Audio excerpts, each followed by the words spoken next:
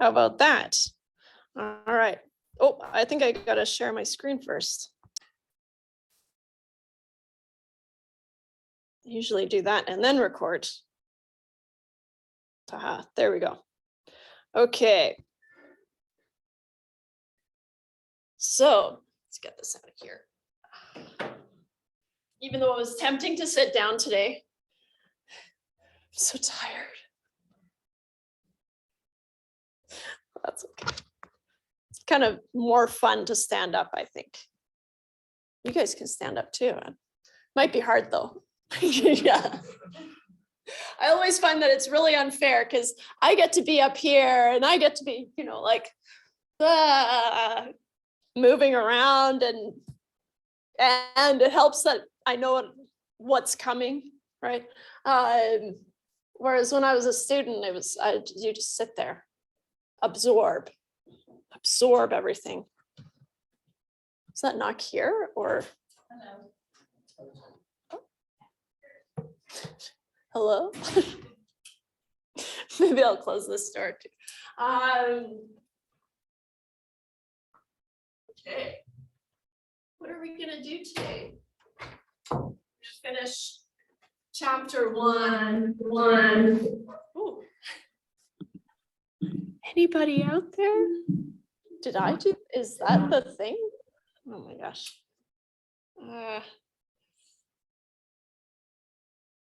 Was that the laptop or was it me? Okay, then I won't try to fix it on here. Okay, you need to confess right now.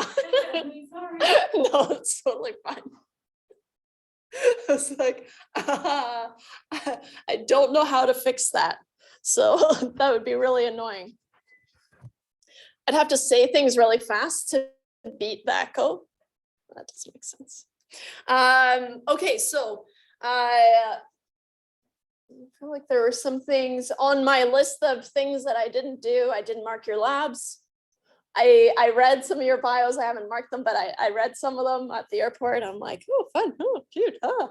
But so I'll do that. Assigned marks. Probably 100%. Sure. Yeah, probably both. Unless you did something completely wrong, but I think you're okay. So those are all things I'll do this week.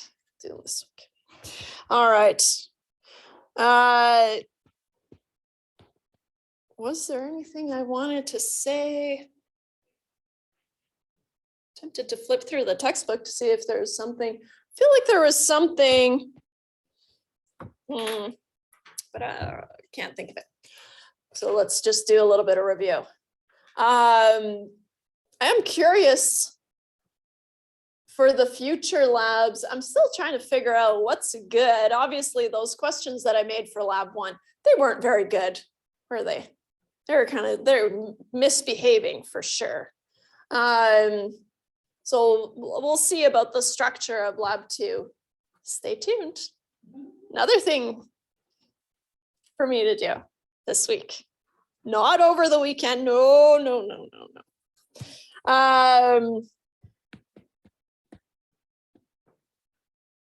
We talked about types of variables. That was the first day that we met, of course, just kind of reviewing the types of variables. And then that sent us down the path of, okay, well, depending on what type of variable we have, so numerical or categorical, then how do we summarize this data, right? And how do we visualize this data, right? And so we talked about summaries of location, which we can also call center.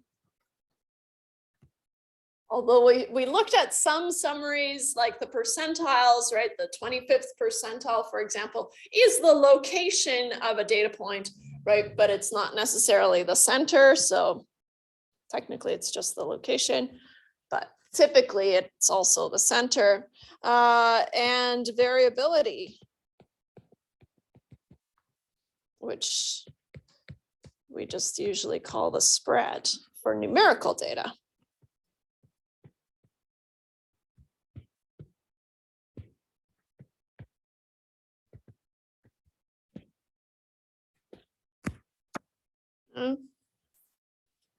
And then we finished off with just a very brief list, but it was also review, right, from Stat 230. If we're summarizing one numerical variable, we have some options, right? We can make a histogram or a frequency table or a density plot or a box plot. Our go-tos are usually the histogram or the box plot, right, in terms of visualizing. But the others are options too. But that was just for one numerical variable. Okay. And so we talked about, visualizing one numerical variable. Oops.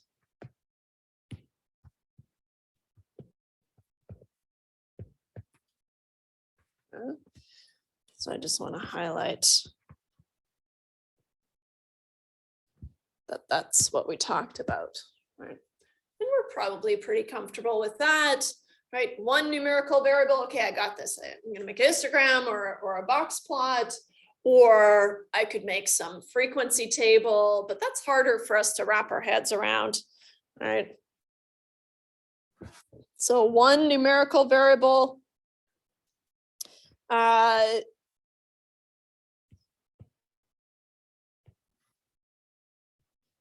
we use, or I should say usually, we usually use a histogram or a box plot.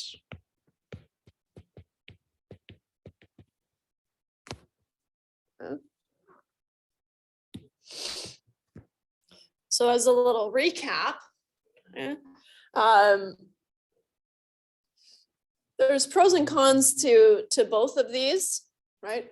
And so in terms of if you're trying to show your client the distribution, then a histogram is usually a little bit easier, right? Just to kind of show that, okay, here's the distribution of our data. And hopefully, you know, if they've taken basically a Stat 230 at some point, but that's probably where they left off.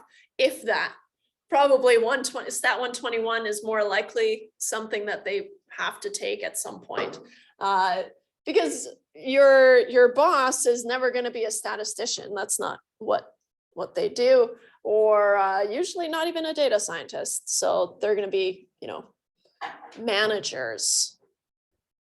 They don't know stats or data science. So so here the decision is really between, do I need to show the distribution, or what's the benefit of a box plot? A box plot has the benefit of showing outliers, right? Specifically how many there are, right? Kind of highlights that, oh, well, you've got this group that's kind of separate from the rest here. And so depending on what you want to talk about, right? That's going to determine which one to use. So a histogram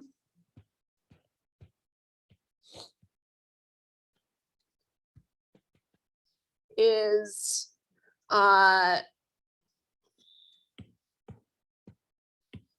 say makes visualizing the distribution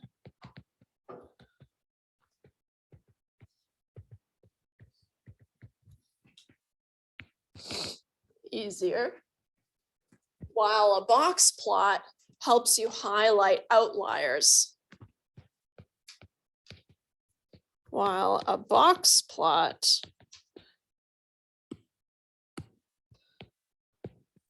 helps you highlight outliers. Kind of depends on what the goal is. You can use a box plot to look at the distribution, but it's a little bit harder, right? So if you have a box plot that looks like just drawing a box, well, that's the step one of our box plot. But let's say our box plot looks something like this. Even without a scale, right? we can tell that this isn't symmetric about the center, right? And so first off, I know it's not normal. So then it becomes, okay, it's probably skewed, and in which direction? And this is where, for me at least, it's counterintuitive a little bit, because here what we're saying with these shorter distances is that I have 25% of my data here. So I didn't have to go very far to cover 25%. And then I didn't have to go very far again to cover the next 25%.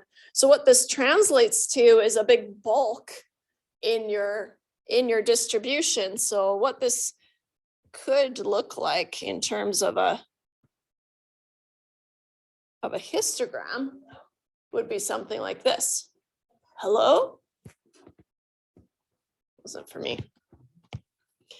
Right, and so here the median is here and the median is here. Right. I got sloppy. How about this?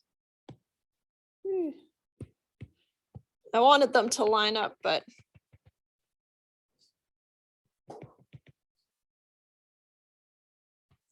guess I have to move my median.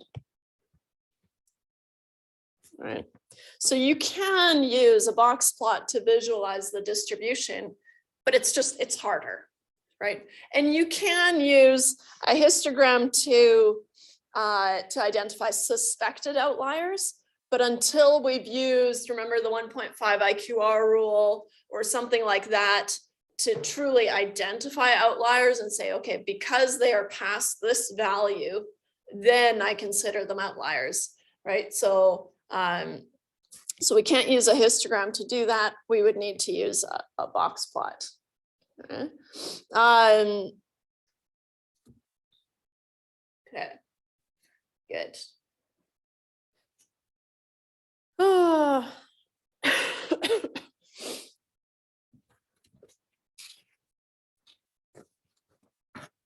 Kind of went off script here, but it feels good. What if we had something like this, right? An outlier here. Then my tail would have to extend all the way out here. The tail would look like it keeps going and going and going, right? But then we would have this kind of clear tail, right? Some data point out here, but we wouldn't know for sure, right? So I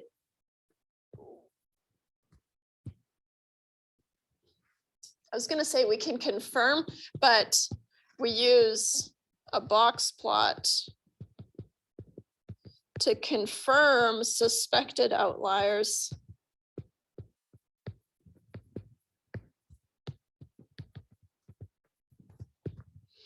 Right.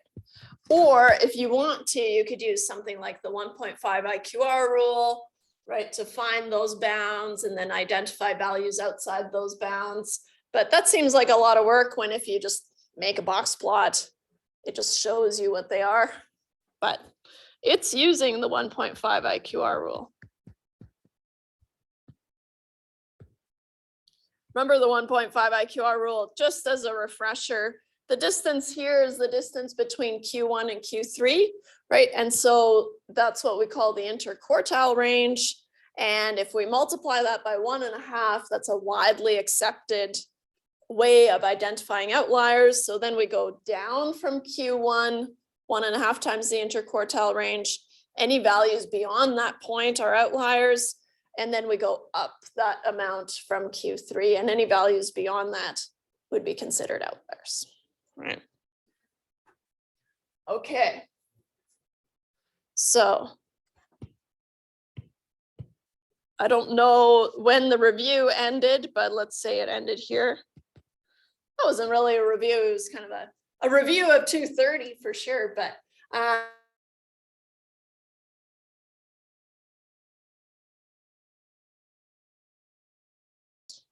who remembers January anyways? Crazy. So that's how we visualize one numerical variable. Okay. And so today what I want to do is just outline some of our go-to graphs that you can use, right? Depending on if you have one categorical variable, well, we know that we're going to use a bar graph usually, right? But what if you have two numerical variables that you want to look at? Maybe one categorical variable and one numerical variable, right? So we're going to expand our repertoire to these kind of go-to graphs, right? Something to start off with. Okay, so exploring one categorical variable.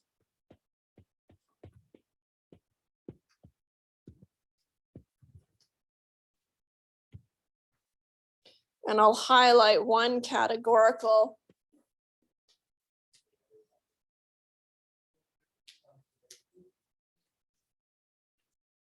I just realized you're in your puffy jacket already. I'm so sorry.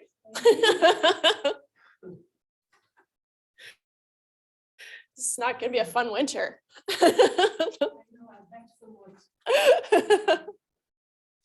But it looks nice and cozy.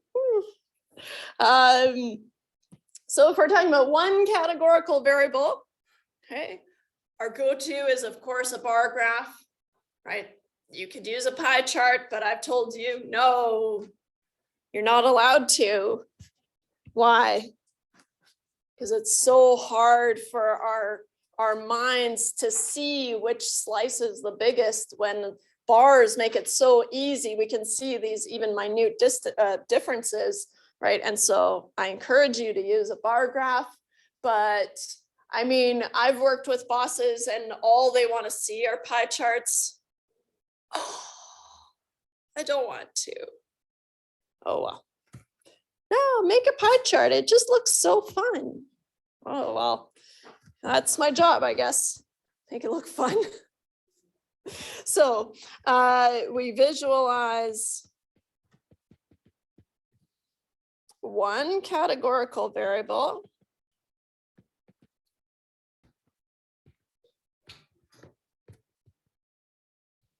with the bar chart.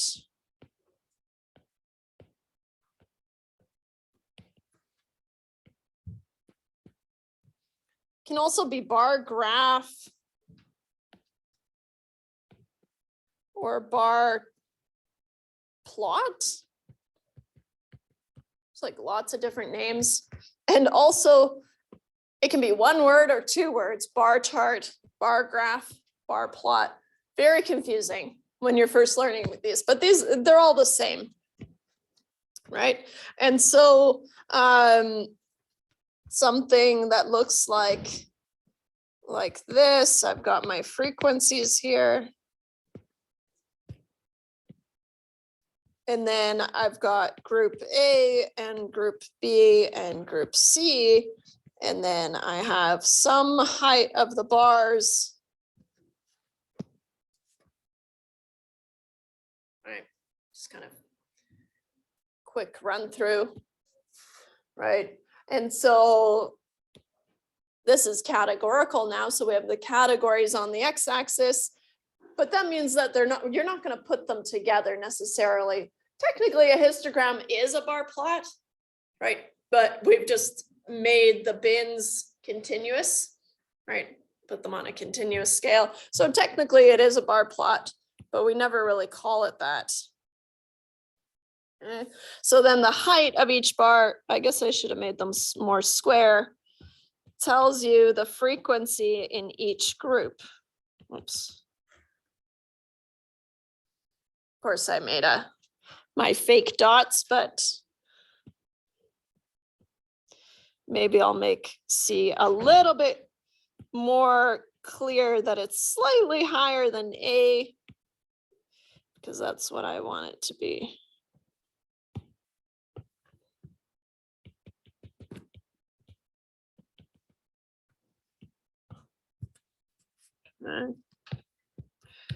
We prefer a bar plot or a bar chart, let's call it, over a pie chart.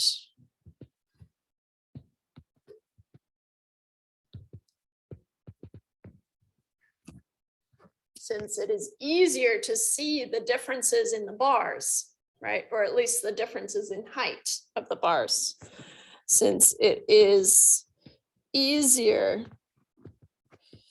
to see the different heights of the bars.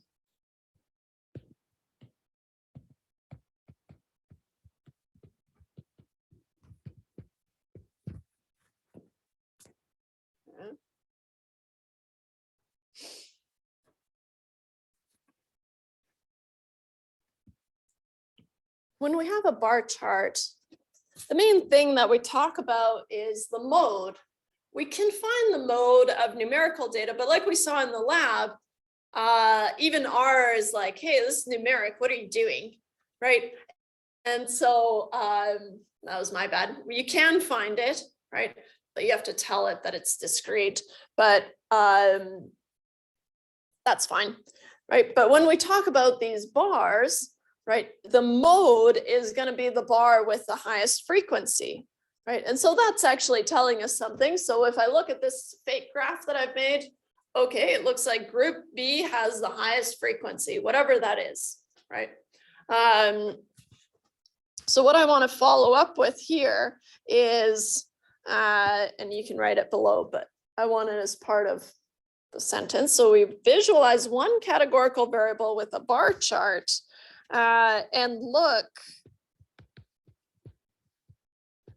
for the mode. All right. And so here, the mode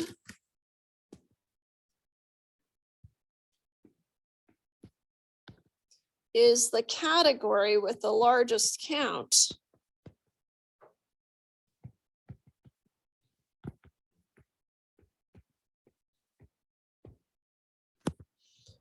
Wait, jumped around. I'll say count or proportion, because often we'll convert these bars to proportions, right? Because otherwise it can get really difficult to see, okay, well, proportionate to B or A and C, how tall is B, right? That kind of thing. So then you just divide by the total number, and then you have, instead of the frequency here, the frequency / proportion, depending on which you've used. Okay.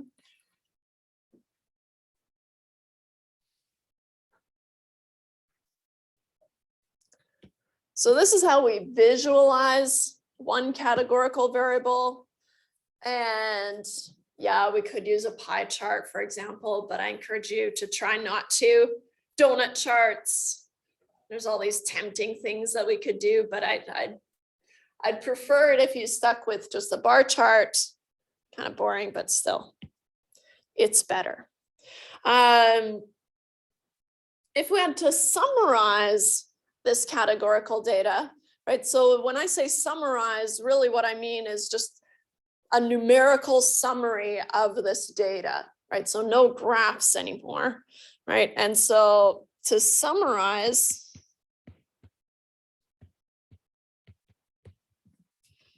one categorical variable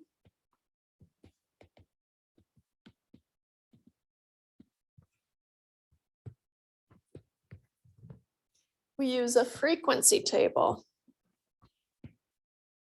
We use a frequency table.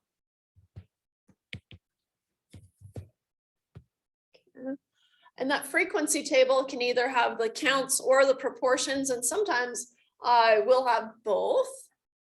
We could, yeah. So something like A, B, C.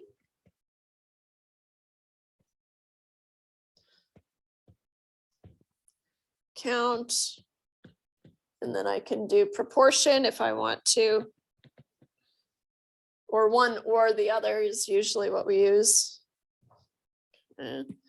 But you might have something like there were 59 in A and 110 in B and 64 in C.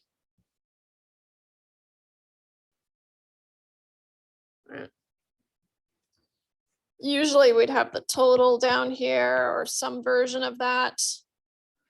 I made up these numbers, so haha.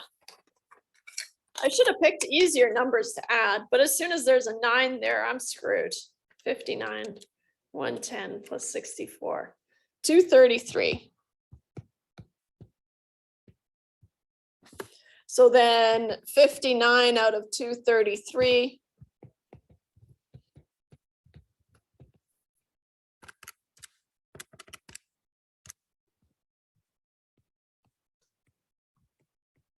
is approximately 0.253 blah, blah, blah, blah, blah.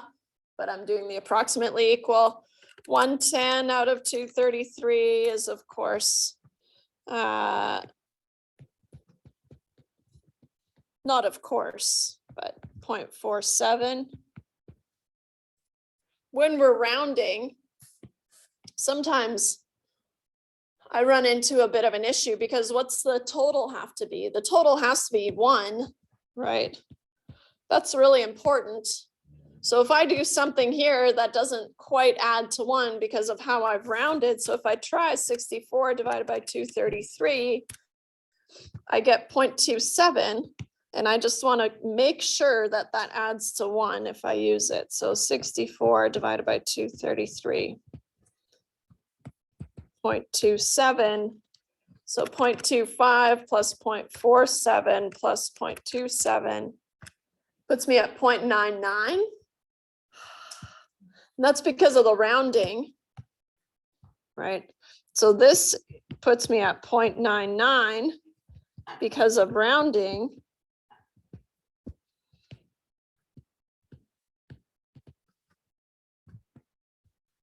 So then you're just going to have to decide, okay, do I include more decimal places, which you usually don't want to do because no one likes to see numbers, right? The reason people hire you is because they don't want to see numbers, right? So the more that you can round kind of within reason is better. So then usually at this point, I would have to make a decision. I'm going to just add 0.1 to, or 0.01 to one of these. Usually I do it to the last one. I don't know. So then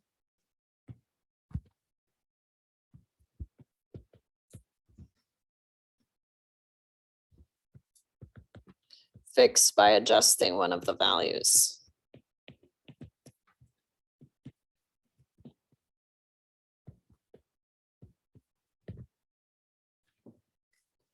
Because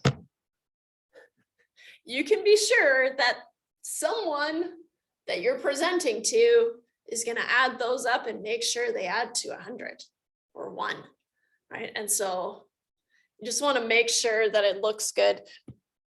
Is there a huge difference kind of conceptually between 0.27 and 0.28? Not really, right? We get an idea, okay, bottom third, that kind of thing, right? Or whatever it is that we're talking about here, right? And so you just adjust them, right? Just remember that they have to add to 100 or 1, right? And then you'll be good. Okay, good. So this isn't as nice to look at as a bar graph, right? But sometimes it's just a quick way of presenting your data and then you move on, right? And so maybe sometimes you don't want to be dealing with graphs all the time. You want to mix things up, spice things up. Okay.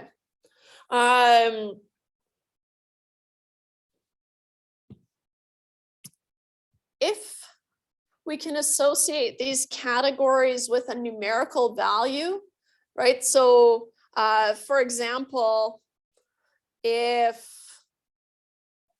we give, I don't know, scholarship amounts or something like that to the different grades, let's say these are school grades, I don't know, I'm making this up, right? But if we can assign some numerical value to the categories, right, then we can use that value as well as the proportion, right, to figure out what we call the expected value, right? If I'm going to give a scholarship to all my students, but it's going to depend on what grade they got, right?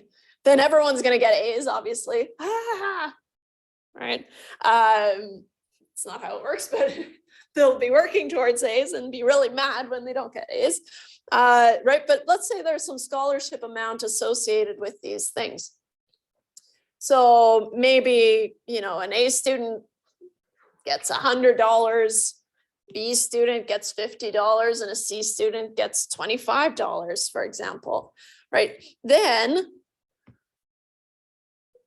on average, what's the scholarship amount? Well, how we find that is the expected value. Okay, and so then we use the value of the categories and multiply it by the proportion or probability of being in that category, and then we add those up. So it's basically a weighted mean. So if the categories can be associated, and I guess I do want to underline here the if, because that's not always the case. Right? So if the categories can be associated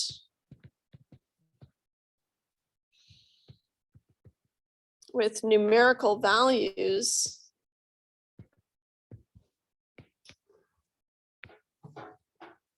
right? So maybe I'll say, for example, scholarship amounts for some grade level, right? Or what do I have here? On a scale of 1 to 5, that's kind of boring compared to a scholarship one. So scholarships awarded by grade levels, right? A, B, C, for example, right? Something like that.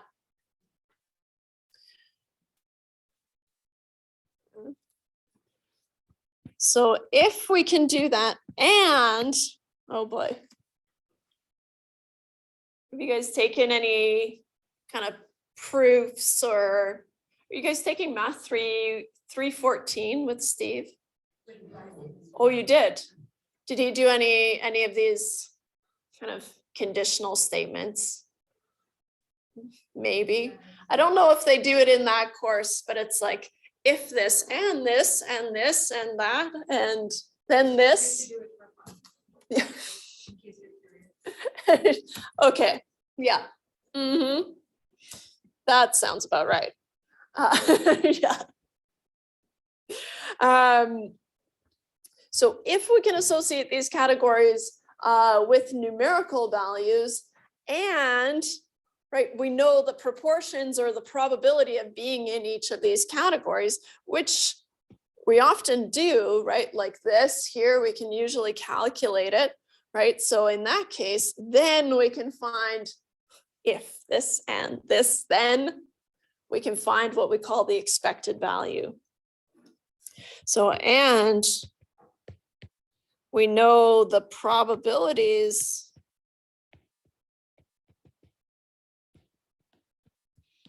which are the proportions associated with each category.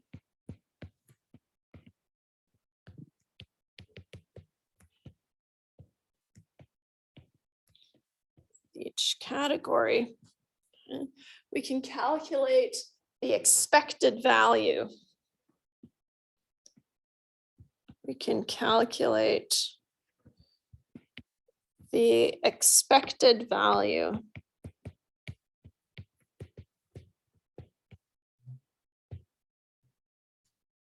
Yeah.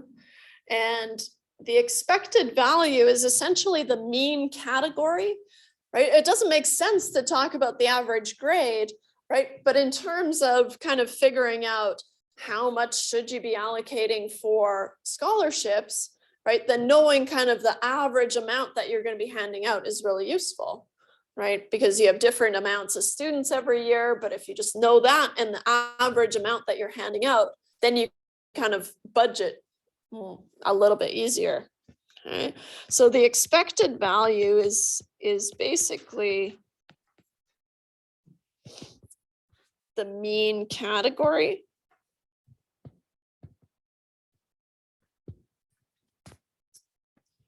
So for example, right, if there is a scholarship awarded by grade level, and you'll have to bear with me because I'm just kind of piecing this example together, but I think, I think we kind of get it, right?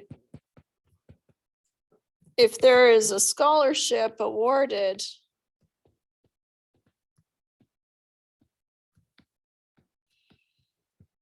each year by grade level, we can find the average scholarship amount, right, which isn't really going to be a real scholarship amount, right, but on average. So we can find, if there's a scholarship awarded each year by grade level, we can find the expected value of each scholarship.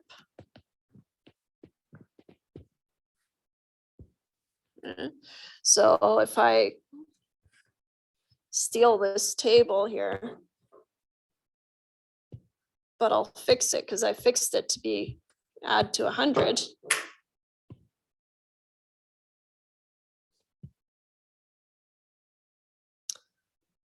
It's over the page here.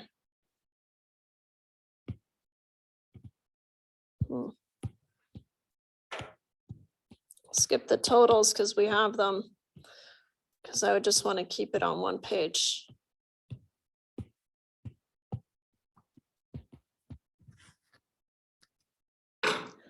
Usually we do put a little footnote here, right? If you do some weird rounding like that, I would usually record it in my report somewhere that no one ever read. Well, no one reads the footnotes. That's a fact. All right.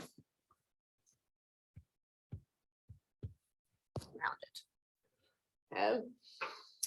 So let's say the amount is $100 if you get an A, $50 if you get a B, and still $25 if you get a C. Yeah, that's pretty good. So then the expected value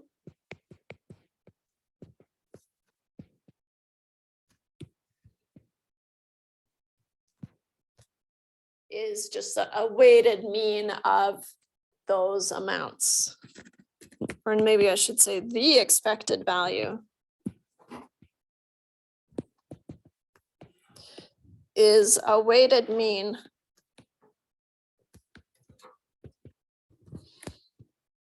of the scholarship amounts.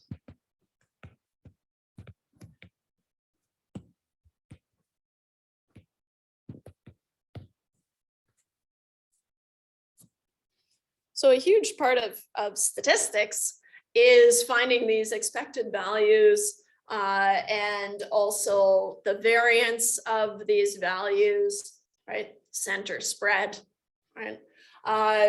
But for data science, we don't need to go any deeper than this, right? Just know that there are expected values out there.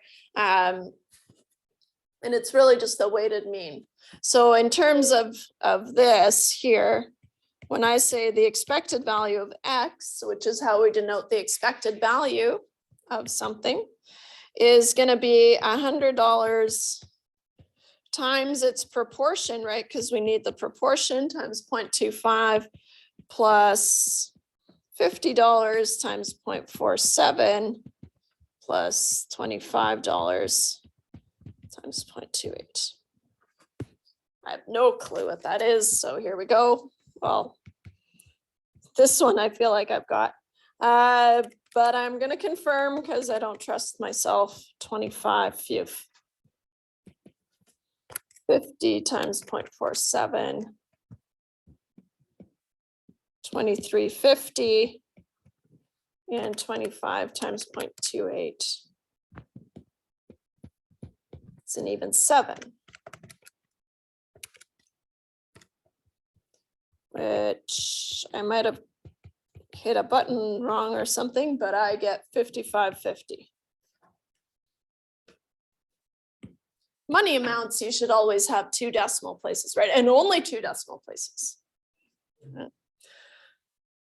Sounds silly when I say it, right? But that's one of those things that we need to, oh, right. Yeah, no, it makes sense, right? 2 decimal places. Okay. So those are just a couple of fun things that you can do with one categorical variable, but that's kind of the end of the road. So what if we talk about 2 numerical variables, right? So now let's consider 2 variables.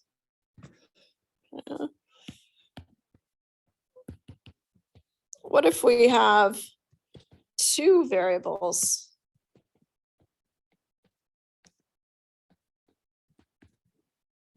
Right. We often want to know the relationship between these 2 variables. Right. We will want to know the relationship between these 2 variables.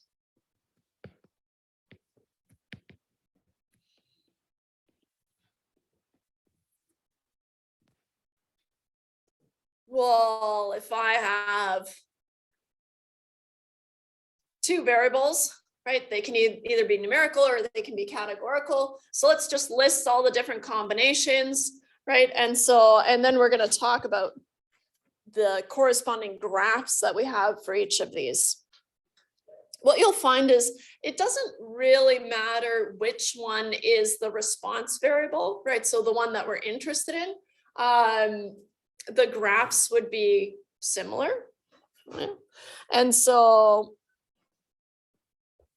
the possible combinations we have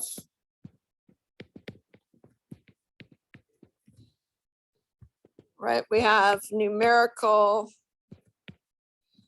and numerical.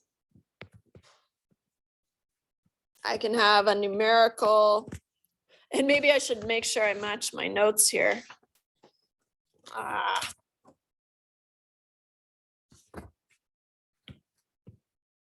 Categorical and categorical. Otherwise, I'll be so turned around.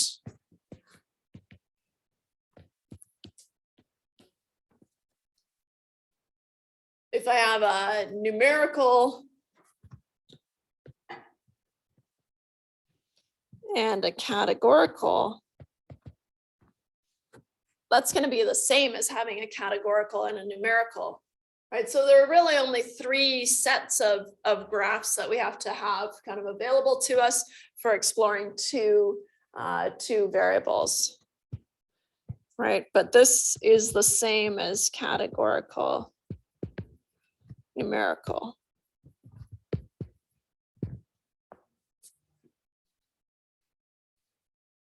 The difference would be how you look at the graph, right?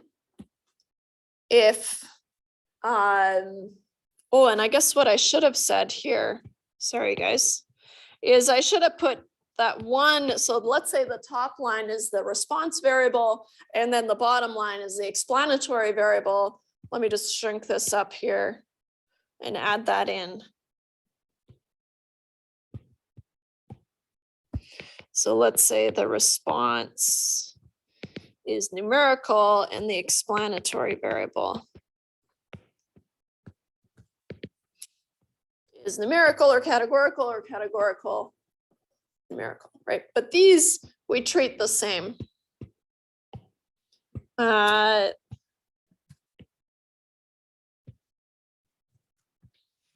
use the same graphs.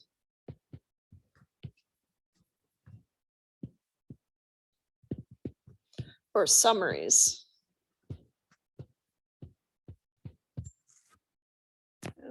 Or at least similar, right? Different emphasis.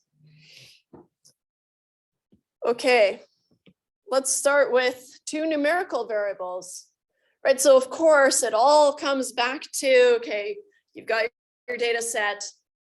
First thing you're going to do is go through each of your variables and have a good understanding of which ones are numerical and which ones are categorical. All right. And then depending on what you're interested in talking about, right, that's going to set you down the path of, okay, is it numerical on numerical, or is it categorical, right? Or some combination. So let's start with two numerical variables.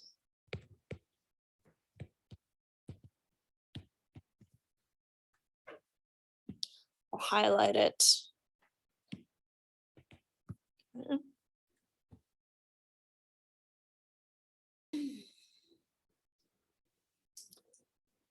To visualize two numerical variables, we've got a go-to, and that's our scatter plot, right? There are kind of variations on the scatter plot that I'll mention, but the go-to is going to be the scatter plot, right? I've got a numerical variable here and a numerical variable here, and then I'm able to look and visualize the relationship, right? So we visualize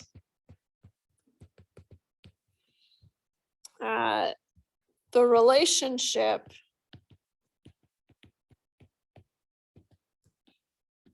between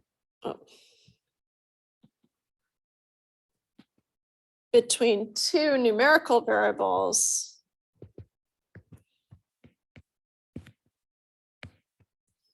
using a scatter plot.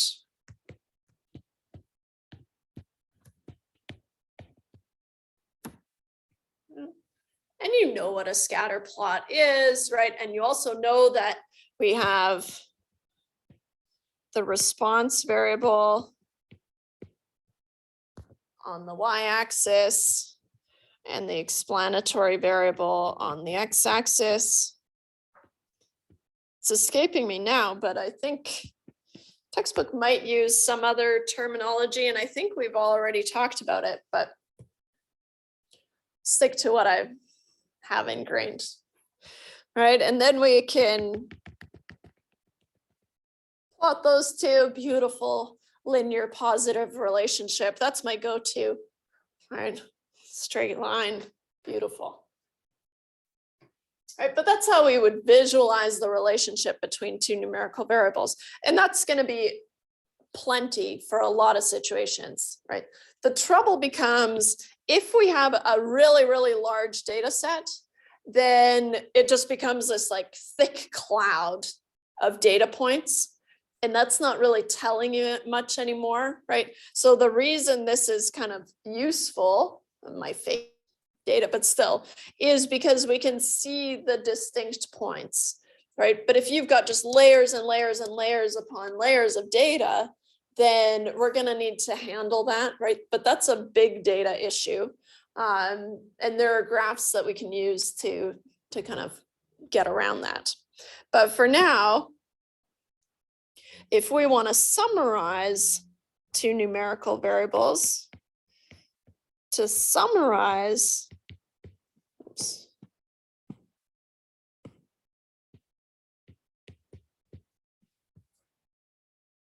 So notice how I'm doing visualize, then summarize. The summary is going to be kind of a numerical, non-graphical value or values, right? So to summarize the relationship between two numerical variables,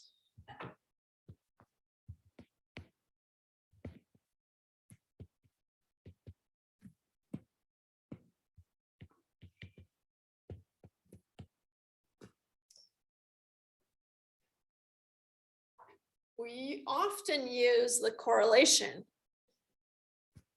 Okay. So we often use the correlation.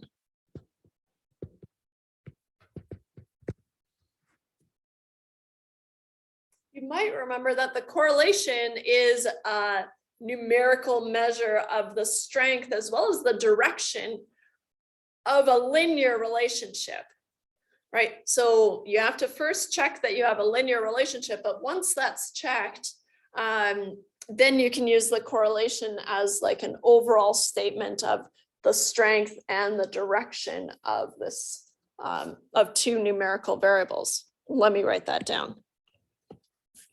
So remember, the correlation is a numerical measure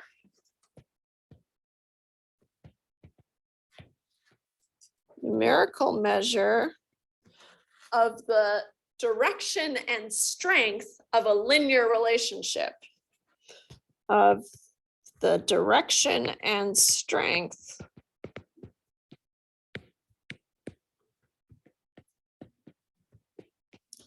of a linear relationship. Has to be linear. Okay.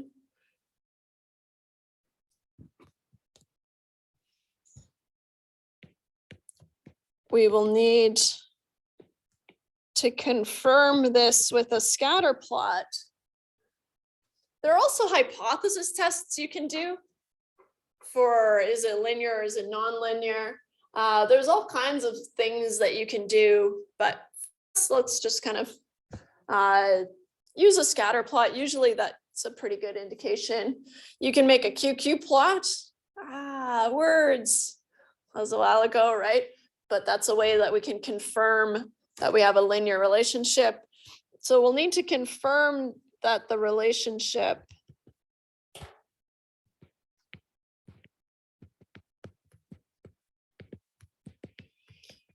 is linear using a scatter plot first.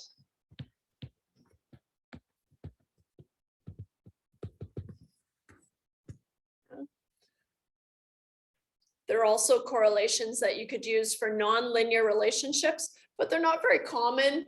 And one thing to keep in mind is that most people that you're usually presenting your findings to are unaware that those correlations exist. So then you'd have to explain it, right? And maybe you don't want to do that. So just make sure if you're using the correlation, it's for linear data. But there are other correlations, but they don't usually get you very far. So just as a reminder, right, the correlation is on a scale from -1 to 1. Oh, should put it centered on 0, of course, right? And as we move further and further out, so here, the strength is increasing. Oops. The strength is increasing, so the strength, and maybe I'll clean this up a little bit.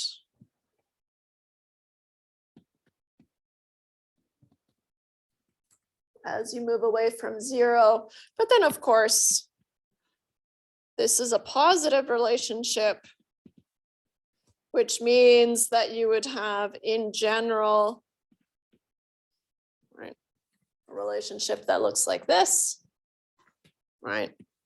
And then this is a negative relationship because the value itself is negative. Just going to look like that, or some version of that. A correlation of 0 or roughly 0, that's where you have no relationship. And what color haven't I used yet? Go to my second page of colors. Oh, crazy. Right around here, there's no relationship.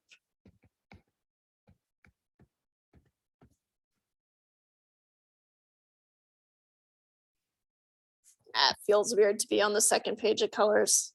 I'll go back there, but my trusty colors.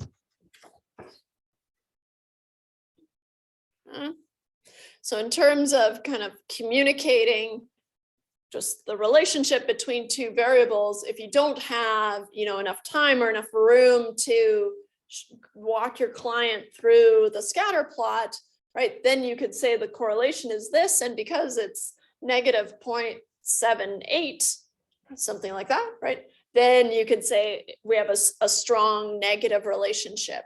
And then you could explain what that means, right? But usually people are familiar with that on some level, right? So let's talk about those other visualizations. So most basic is the scatter plot, and the other visualizations are based on the scatter plot, right? But as soon as we started seeing so much data, right? Big data was never a problem. It was always, how do we get more data, right? We always had very little data, and then now all of a sudden we have the opposite problem. So we had to figure out a way to deal with that. I say we, I had zero part in it. Just here for the ride. So there are other visualizations.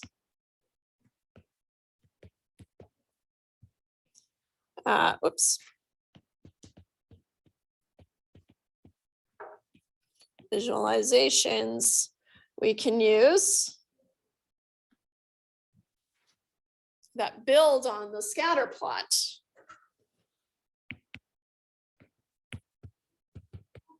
That build on the scatter plot. Yeah.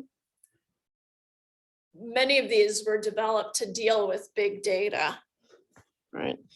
Many of these were developed to deal with big data, which just would yield a thick cloud, right? And there's no depth in a basic scatter plot, right? With big data, which would yield a scatter plot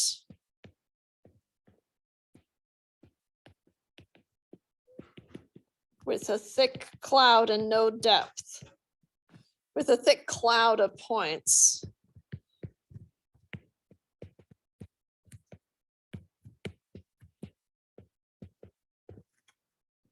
Right. Makes a difference if 2 points are stacked on top of each other, or if 2,000 points are stacked on top of each other. We're interested in that, right? So some options that we have include hexagonal binning, which I think is kind of cool. Hexagonal binning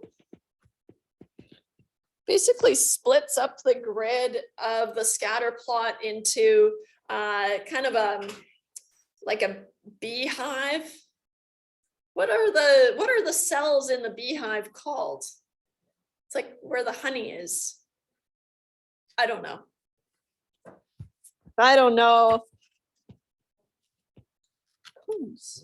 Thank you. The honeycombs. Can't get enough of that sugar, Chris. That's a commercial. A cereal commercial. But honeycombs, thank you. Yeah, so it splits up the space, and if I can remember what a hexagon looks like, hexa is 6, right? So 2, 4, 6. Why they decided on hexagons, I'm not entirely sure. Must be some reason, right? But it splits this into hexagonal bins. How's your drawing? I think you get the idea.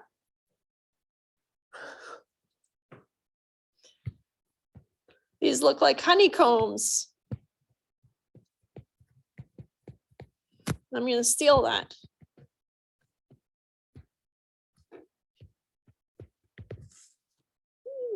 Cute. Okay. But each hexagon here is a bin, right? And a bin, we've used that terminology for histograms, right? And so now you have a bin and you're able to stack inside each bin, right? So each hexagon is a bin. And each observation is placed into whatever the appropriate hexagon is, right? Each observation is placed in a bin,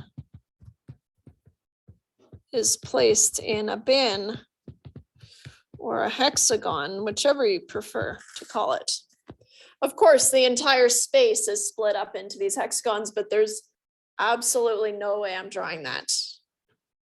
Unless maybe there's, let me just see. Sometimes there's like stickers or stickies. No. No hexagonal stickers. It was worth a shot though. Right. And so with the hexagonal binning, now you basically have, well, in my mind, you basically have a histogram, right, for two numerical variables, right? So this becomes, is basically a histogram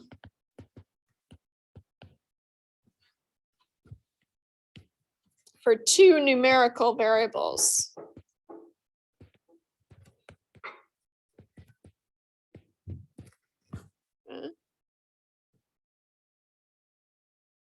Usually the height of the bin is indicated by a different color, right, or some gradient, which brings us to a heat map. Okay, but let's just clarify here. The frequency in each hexagon is usually indicated by some gradient scale, right? So it gets darker the more data that you have here, and it stays light, and then it goes dark the more data you add. So the frequency in each hexagon is usually indicated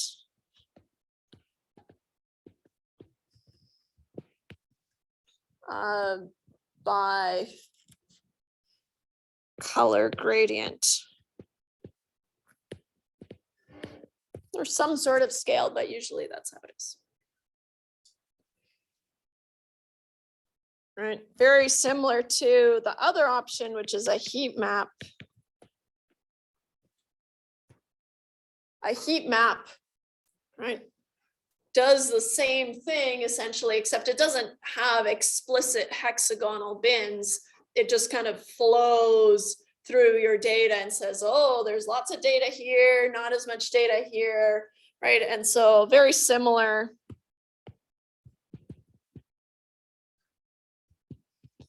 Very similar to hexagonal binning.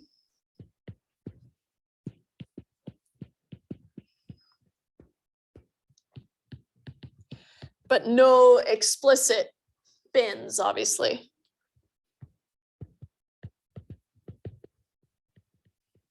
Right, you've probably seen a heat map before, or maybe even generated heat maps with ggplot or something fancy. You guys usually get better at ggplot than I am, because I avoid like the plague. I know, and so far I'm succeeding, so. Because my job is just to look at stuff and understand, okay, I get the idea here, and then I can talk about it. All right, data scientists, you're not so lucky. You usually have to write reports, make them look nice.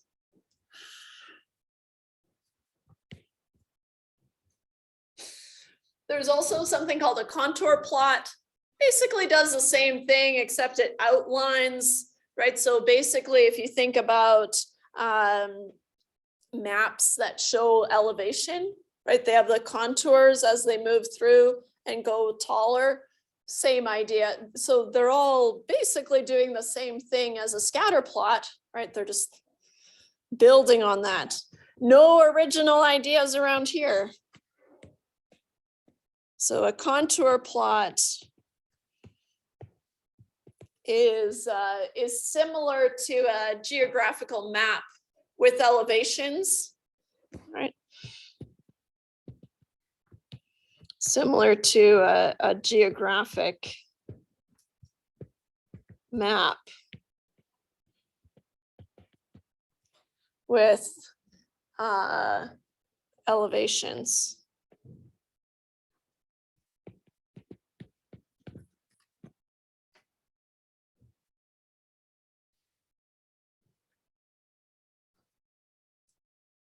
Okay. So those are just some good ones to have up your sleeves, right? If you're finding that the scatter plot, it doesn't really show enough information, maybe try a hexagonal binning. Wonder if it's called a hexagonal binning plot or just a hexagonal plot. I don't know. That's okay. I can look it up. Let's move on to two categorical variables. We know this one, right? Two categorical variables. We just have to get there in our minds usually.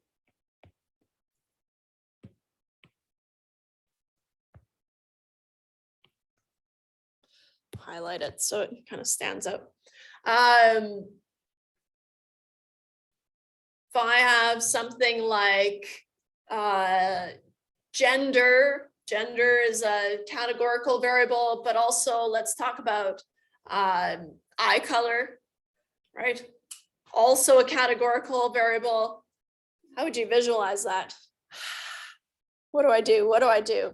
Well, I can make a bar graph, right? It's just a take on a bar graph, but now I'm gonna split up my categories from one variable, right? And look at them individually. And there are a couple of ways that we can do that, but we can visualize the relationship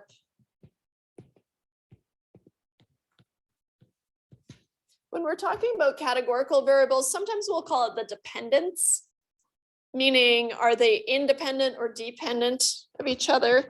But the relationship or the dependence between two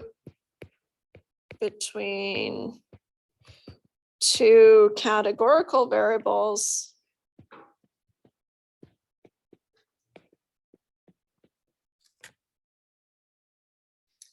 using some version of a bar chart, right?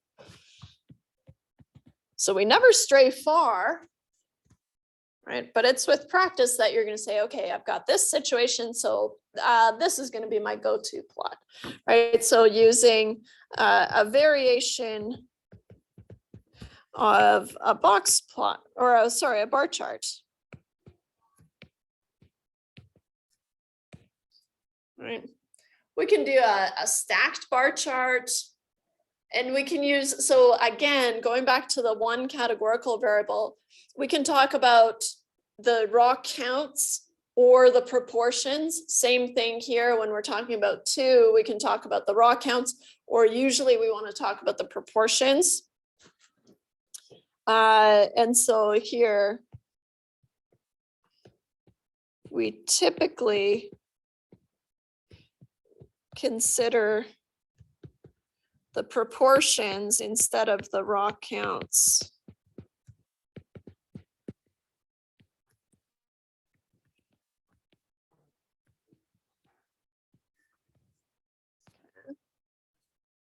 It's just a heads up.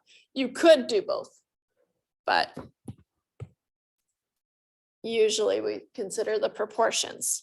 So we can do a stacked bar plot or bar chart, which might look something like this. So on I've got my variable number one, which is maybe A and B, whatever that is, right? You received treatment A and you received treatment B. Or maybe it's, you know, going back to our gender and eye color situation, right? Gender A, gender B, that kind of thing. But then we'll also have, and maybe I shouldn't use such a bright color, but variable 2. Remember, they're both categorical, so it doesn't really matter. But variable 2 might have categories like pink, orange, and green. Pink eyes, that's bad. I've had pink eye and it was terrible. Oh, just as an example, right? So then I would put the count or the proportion of pink in each category of A. Same thing with the orange. Orange, you glad I didn't say banana? I always want to say that when I say orange. Never mind that the bars are different widths. That's just my poor drawing, right? But here we're able to see lots of information, right? We can see that overall there were more in category A, right? Or a higher proportion. There were more pinks in B, but there were more oranges in A, right? So there's lots of information that we could talk about here, just looking at this stacked bar chart.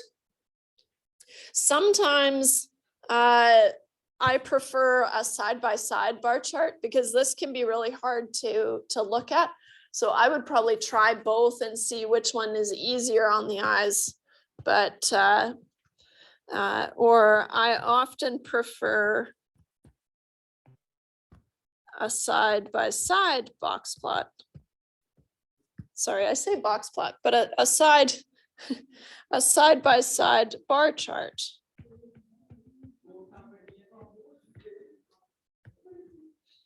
Which is going to look similar.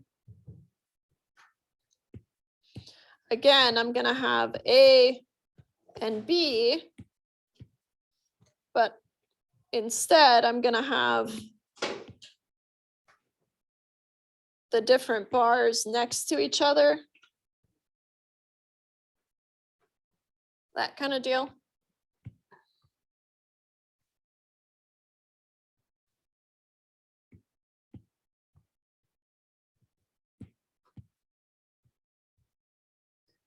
Not a very nice drawing, but I do find that the side-by-side bar chart is a little bit easier to read. I really kind of shrunk it down here, but I think you get the idea.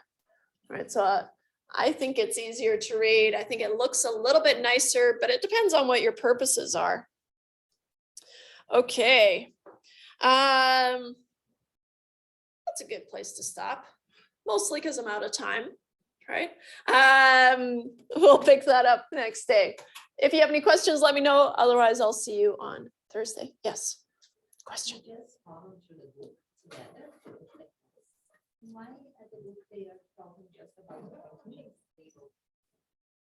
Oh, the continuous numerical variable? No, 2 categorical variables. Mm-hmm. But the book just talking about the contingency table. Oh, yeah. Here, contingency table. It's what I was about to talk about.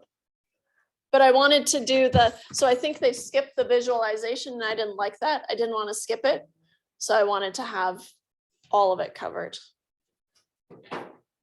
But the way to summarize it is through a contingency table, which will continue on Thursday. Okay. Yeah, don't worry, we're getting there. Yeah, I think maybe they didn't talk about the bar charts because they're like, oh, well, obviously everyone knows that, but I just want us to have everything. I suspect that's what happened. Cool. Any other questions? You're free. No problem. All right. let's see here. Oh, I have a chat. Oh, thanks. Thanks, guys. Stop this